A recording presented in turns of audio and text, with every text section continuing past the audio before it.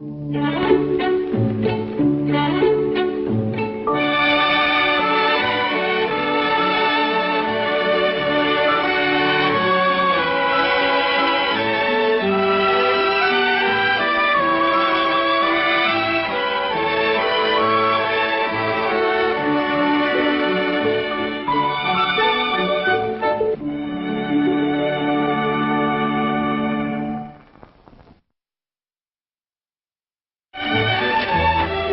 Jake, what should we do?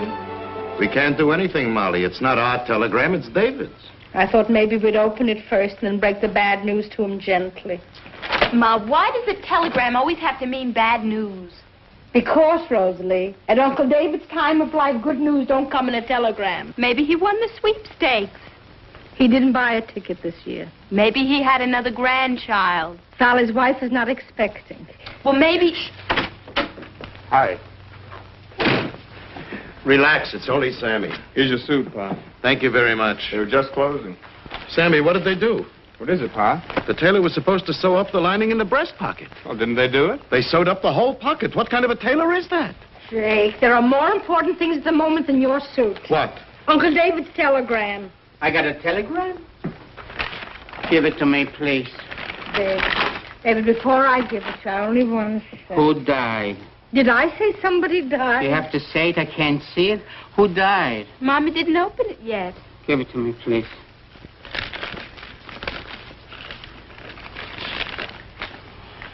Well, David Tremaine, arriving Haverhill today.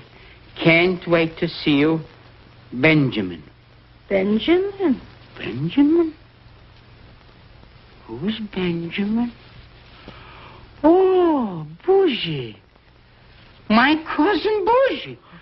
Oh, I can't stand it. Who is your cousin Bougie? Who's my... I'll show you in a minute who my cousin Bougie. My Benjamin. My cousin. Oh, my... Huh? Huh? This is my cousin Bougie. Oh, Never heard. Well, he's a little boy. Oh, this was 55 years ago, Jay. Isn't he cute? Yeah, look at that hat. I didn't know you had a cousin Bougie. He's my second cousin. Pa, may I see it? We were friends together in the old country. Friends? We were like twins. Wherever David was, there was Bougie. Wherever Bougie was, there was David. And when he was 11 years old, his father packed up the family in a trunk, and they left. Where they left and why, I don't know. But I never heard from him until now. Bougie. How did he find me? You think it's, But wait, Sammy, wait. You go, David.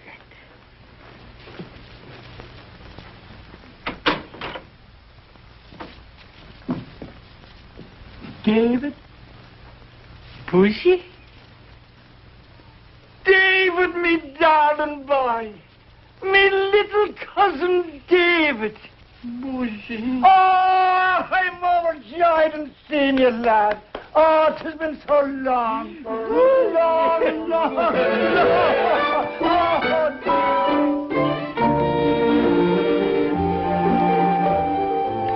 Oh, Molly, me dear. This is the most delicious piece of gefilte fish I've ever had since me blessed mother made it. Thank you. I can't get over it. Bougie, you're an Irishman. What's so wrong? If me father, Oliver Sholem, had found a good little tailor shop in France, I'd be wearing a beret and talking with a French brogue instead of an Irish one. But, Butchie, you still didn't tell me how you came to find David. Well, about 2 months ago, a gentleman by the name of Simon was passing by me little tailor shop. Our cousin Simon? He was a tall, distinguished-looking gent with gray hair and a mustache. Of course. Simon said he was going to sojourn in Europe for a couple of months. Well, as I was saying, as your cousin Simon passed me little tailor shop, he saw me name on the window, Benjamin Romaine. So he came into me shop and he said to me, "Are you by any chance related to David Romaine?" And oh, David, when I heard your name, I broke out crying. Oh, Molly, dear, this is the most beautiful piece of gefilte fish I've ever had in my life. It's so tasty. Oh, it's so tasty. And then my son Sally passed his board exams and became a medical doctor. Ah, David, you must be proud of the lad. My Sally's the best lad a father could wish for. Well, I'm glad you've led the good life. And your niece Molly, she seems to be a bonny lad. Bony from head to toe. And Jake, a fine figure of a man. Fine figure, the finest. And little Rosalie, a sweet little Colleen. Sugar. And your nephew Sammy, a strapping chap. Has a strapping mind also. You know something, David? You're living the life of Riley. Me? Well, I'm not complaining. But tell me, how is it, Bushy, that you never got married? I don't know, David. I don't know. The women which I loved didn't love me. And the ones that had eyes for me, I couldn't see at all. It was as simple as that. But it must be lonesome now. Now, don't you go feeling sorry for me. I have my little tailor establishment to keep me busy all day. And in the evenings, I go to the pub and play a game of darts. It's only when I come home at night that sometimes... David. Huh? How would you like to come back to Dublin with me? What do you mean? I mean, for a holiday. For 6 months at least. Oh, what would I do in Dublin? You could see the country, David. We'd go fishing together, and I'd teach you the game of darts, and introduce you to all my friends at the pub. And then we could get a couple of bicycles, and we could ride around the countryside. I don't know, Bushy. How do I come to Dublin? How do I come to America? It's a land I haven't seen yet. That's how come. David, it's a great, big, beautiful world. And there's so many beautiful things to see. Only the good Lord has given us such little time to see them. Now, you wouldn't want to leave this earth without first seeing Dublin, would you? Well, I guess not. Then you'll come. Oh, David, I have a nice little apartment back of my shop with a big bedroom looking out in the garden and a lovely little sitting room. We'll have wonderful times, David. We could be kids again. Dublin? Yes, Dublin. Bushy, let me sleep on it. All right, David. Sleep on it. And good night to you. Good night, Bushy.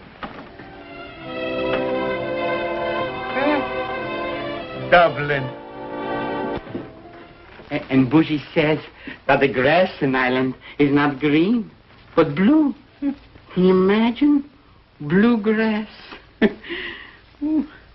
Molly, I think I'm getting excited. Molly, I think I'm going to say yes. Molly, I am saying yes.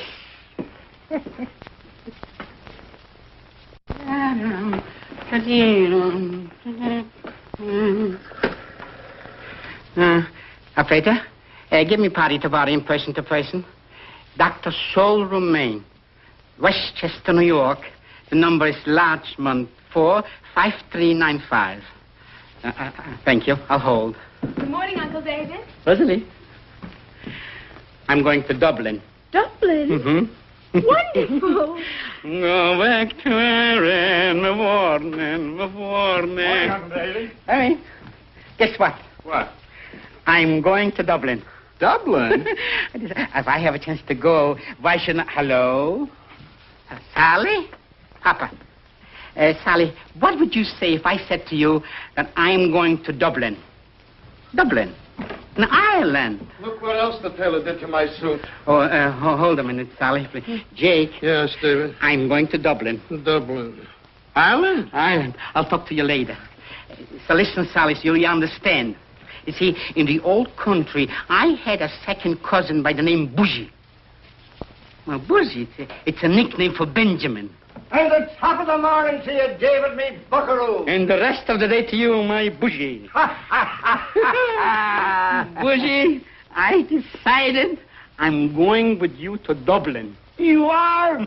Oh, that's wonderful news, David. Wonderful, wonderful news. Wait. Sally, say hello to your third cousin, Bushy. Hello, Sally. How are you, me lad? I hope you're enjoying the best of health. Now, don't you be worrying about your father. I'll be sending him home to you hale and hearty. I That's it, yes, it's a promise. Hale and hearty. Here's your father. Thank you. Hale and hearty, huh? That's your cousin. Third cousin, yeah. Molly, dear, he's going with me. We know that. Yes. Take good care of him, Bushy. Like he was me own child. Ah, that's a nice piece of goods you have there, Jake. Thank you. Look what the tailor did. He pressed the pants with the creases sideways. Oh, fancy that. Molly, my Sally said yes. Only I'll have to come in for a physical. Oh, am I excited. I'll have to buy clothes and get a passport. I'm leaving for New York on the first train. That's great. Pussy, I'm going with you. David, you'll be the leading man in all the Irish jigs.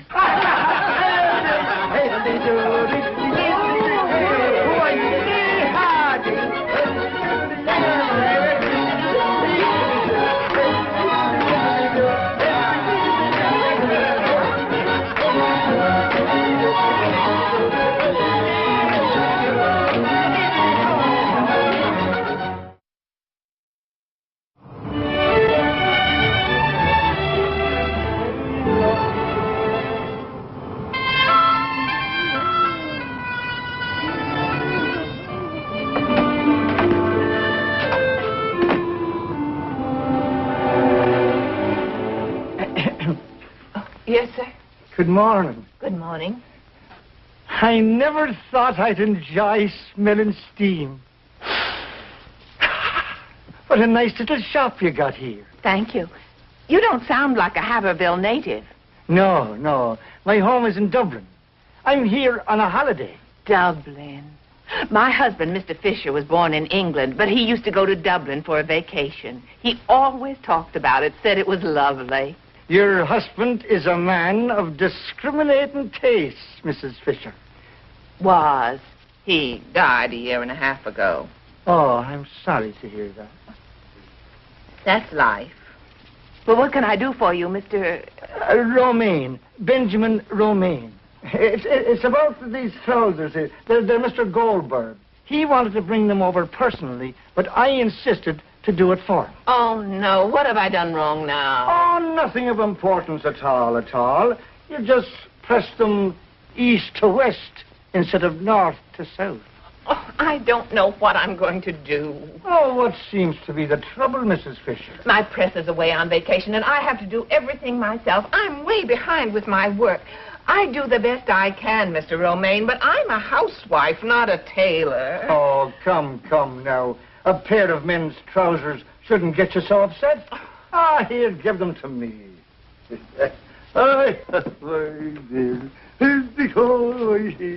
What a beautiful machine. That's a lovely little thing.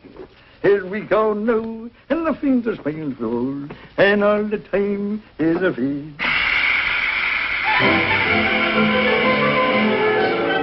Doctor, if my heart is beating a little faster than normal, don't be disturbed. It's because I'm so excited.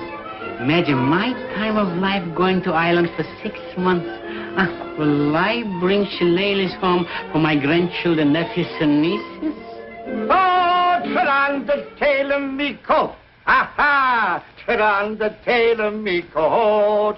If you're in for a row or a ruction. Mr. Romaine, I'm making you a little coffee and sandwiches. Well, aren't you the dear lady, Mrs. Fisher? I just can't get over you, Mr. Romaine. You being on vacation and spending the whole day here in my shop working.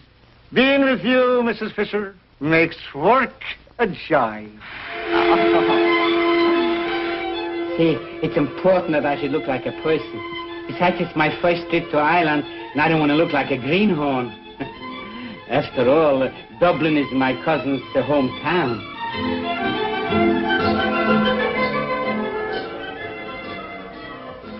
Are you enjoying your meal, Benjamin? Eva, I've never tasted such delicious kidney stew. Not even in Kelly's pub in Dublin, where they're known all over the world for their kidneys. Oh, It's the kitchen you belong in, Eva, not the tailor shop. oh Benjamin.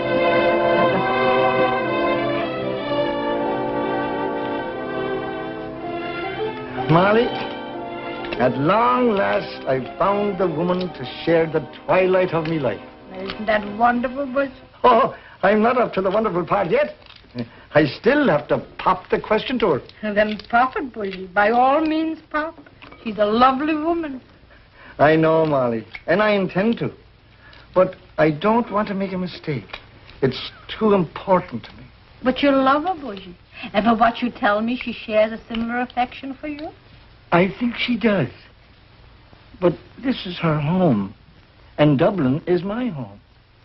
She has her roots, and I have my roots. Look, Bushy, look. You're a little older than I am, and maybe a little wiser in the ways of the world than I am also. But there's one thing I know, Bushy, that you cross your first bridge before you get to it. Look, if she says no, then your problem is purely academical. If on the second question she says yes, then you compromise. But how? Look, she'll either go with you, or you'll stay here with her. Molly, you're right. You're absolutely right. Well, thank you. Oh, the sausage roll and the pastries are delicious. So tasty. Eva, darling, I know this is sudden, since we've only known each other a week. But will you marry me? Marry you? Yes. Oh, this is sudden, Boogie. I'm fond of you. You know that. You're a charming man, but marriage, I don't know. Eva, I will never hope to take the place of your first husband in your heart. And I'll be content with whatever affection you have left and would care to show me. Oh, you're a sweet man, Boogie. It's hard to say no to you. Then don't say it, because it's a hard word that I would not want to hear. Oh, Eva, darling, we could have such a nice life together. I think we could, Boogie. And I'm going to accept your proposal. And I love the idea of living in Dublin. Eva, I love you. Oh, wait till I tell me little cousin David. He'll be in from New York tomorrow. Won't he be happy to know that you're coming with us? You never said anything about your cousin David coming to Dublin. I didn't? No, you didn't. Eh, so I didn't. But he is, for 6 months. He's going to sleep on the sofa in the sitting room. No, Boogie. No? I'm afraid if we're going to start a new life together, it will just have to be the two of us. No, Eva, I'm sorry, Boogie, but it wouldn't be fair to you or to me to start a honeymoon with a cousin sleeping in the sitting room. But Eva, darling, I promised him. Oh, what am I going to do? Well, I'm afraid that this is your problem, Boogie, dear. You'll just have to make up your mind. Do you want a cousin or a wife? Jake, I tell you, I love that woman. Of course you do, Bushy.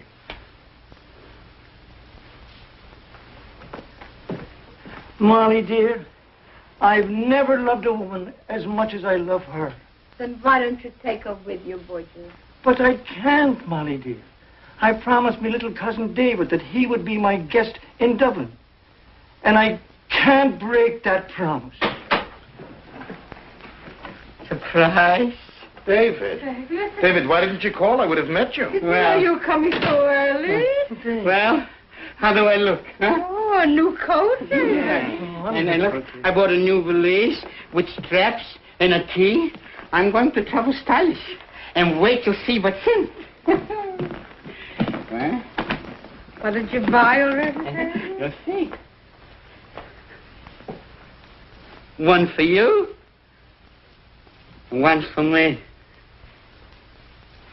We shouldn't catch a cold on the deck chairs. That's a present from my Sally, the doctor. And this is to play shuffleboard on the ship. You see, I think that your size is mine also, so I bought two the same. Huh? And so that I shouldn't be a total ignoramus when I arrive in Dublin, I went into a bookstore and I bought the Traveler's Guide to Old Hibernia. Oh, we'll have a good time, huh, Bushy? Yes, David, we will. So come, dance with me the jig.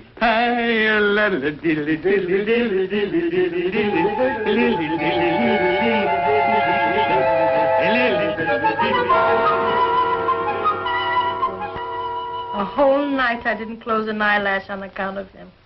Molly, it's not your problem. So what should I do, just sit and twiddle my thumbs? Please, Molly, twiddle. Not at all. Sometimes you have to weigh 6 months of one person's pleasure against a whole lifetime of somebody else's happiness. Molly, you're not in charge of weights and measures. You weighing yourself again, Molly? Oh, just talking in general. Morning, Good kid. morning, David. Good morning. Budgie's not up yet. No, I told him to sleep a little longer. He twisted and turned all night. Oh, I'm late. Goodbye, Molly, darling. Goodbye, Jay. Goodbye, David. Bye, Jake. And remember, Molly, don't tip the scales. Bye. Bye. Bye. Again you wait, Molly. Nothing, David. What do you say it's nothing when I see it's something? Should I scramble you, boil you, or fry you, David? Don't scramble me, don't fry me, don't boil me. Just tell me. David, what do you need doubling? What do you mean, what do I need double? Oh, I see. You don't want me to go. I want you to go, David. Believe me. Oh, Bushy changed his mind. Did he say something, Molly? Didn't say anything. Budgie wants to take you. He insists on taking you. He'll take you even if it means ruining his life. If I'll go, I'll ruin Bushy's life. How? David, I'm going to put Budgie's cards on the table, and you'll do what you want to do. Yeah? Listen, while you were in New York, Budgie and Mrs. Fisher got very friendly. So friendly that he asked her to marry him. Bushy and Mrs. Fisher? Tailor lady? Oh, she's a wonderful woman. But David, on a honeymoon, 2 is company and 3 is what? A crowd. Oh.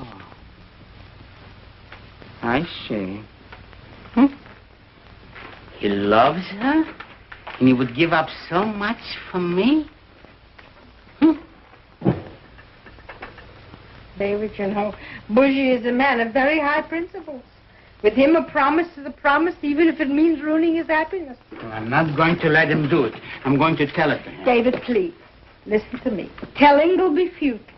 He saw how happy you were when you came back last night.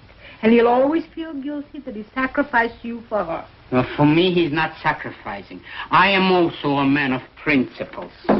Good morning, David. Morning. Good morning, Molly. Good morning, Budgie. I get the mail for you. Thank you very much. Sit down, I'll give you breakfast. Oh, for you. Oh, for me? Thank you. Well, did you sleep well, Budgie? Like a top. Huh? My passport.